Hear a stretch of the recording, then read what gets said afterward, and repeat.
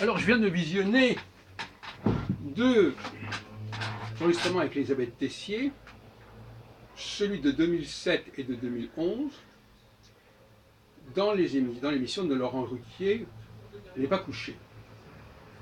C'est très révélateur de l'état d'esprit du public par rapport à l'astrologie au cours des 10 dernières années. En l'occurrence, c'était à l'occasion de la sortie d'un livre et puis des élections de 2007. Ce qui est intéressant, ce n'est pas tellement ce que Mme Tessier a dit, j'en ai parlé dans une autre vidéo, c'est les propos tenus par Michel Pollack, par Éric Zemmour, par Natacha Polony et par Audrey Pulvar, et bien entendu par Laurent Ruquier. Ça, c'est un feedback intéressant, ce qu'ils pensent de l'astrologie, ce qu'ils disent de l'astrologie. Alors, Michel Pollack, qui ressort le truc de la pression des équinoxes. D'autres disent que finalement, ce qui est intéressant, c'est l'astropsychologie, c'est le caractère et pas les prévisions. D'autres reprochent que les prévisions sont trop générales et qu'on peut annoncer une chose et son contraire. Bon, il y a tout un dossier de récrimination, de doléances contre l'astrologie qui n'est pas complètement différent de l'antisémitisme en fin de compte. Hein, c'est ce qu'on appelle aujourd'hui les astrosceptiques. Mais je veux dire que c'est à peu près la même démarche, c'est-à-dire qu'il y a tout un ensemble de poncifs contre l'astrologie, de reproches contre l'astrologie, de ce qu'elle a fait, des torts qu'elle a eus, etc. Et ce qui est intéressant, c'est que l'astrologie est prisonnière, en quelque sorte, de son passé. Est-ce que la science est prisonnière de son passé? Est-ce que les théories fumeuses qui ont pu être tenues dans le passé sont retenues contre la science actuelle? Par exemple en astronomie.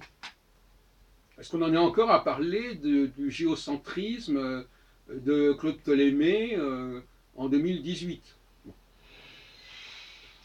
Et alors, comment est-ce qu'elle se défend, Elisabeth Tessier?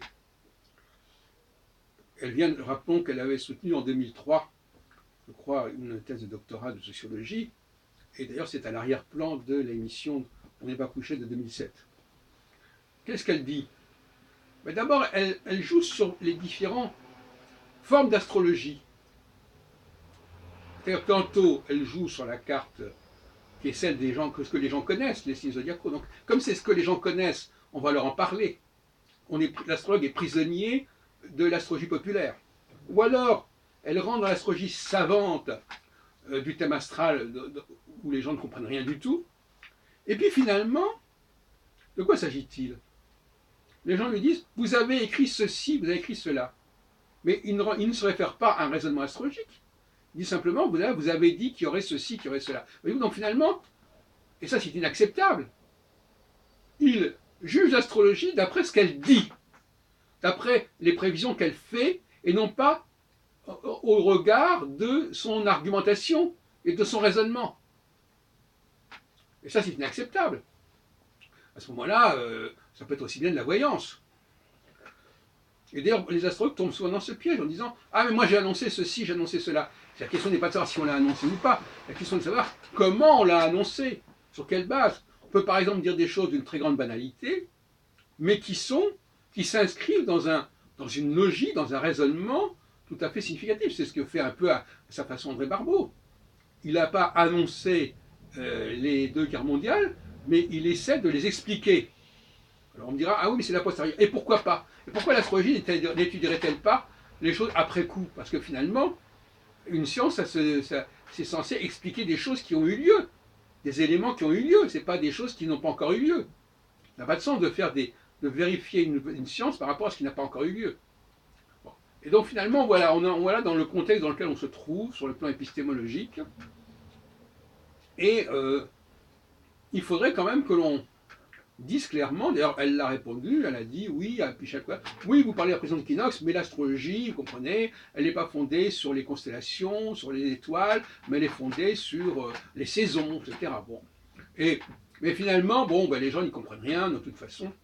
Et alors, comme l'astrologie n'a pas l'occasion d'avoir des vrais débats avec des gens sérieux, qui discute calmement de ces questions, elle en est réduite à avoir des débats en public, comme ça, en quelques minutes, en une demi-heure maximum, avec des contradicteurs auxquels on répond un petit peu comme ça sur un pied.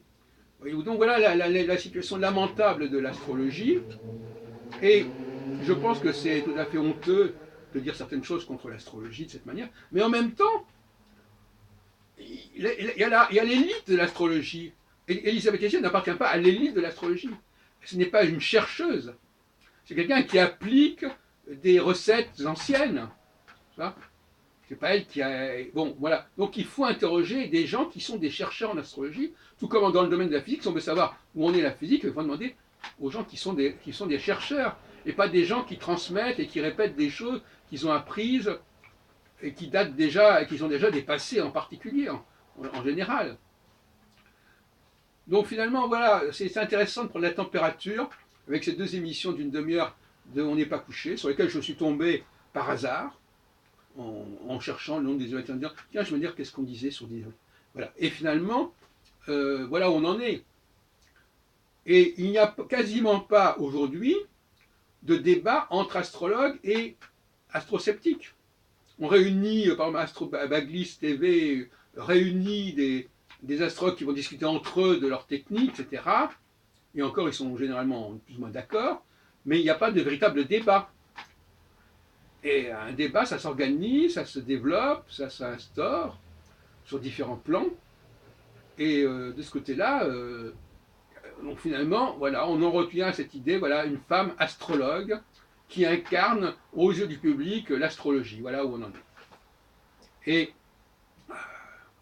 il va falloir que ça change.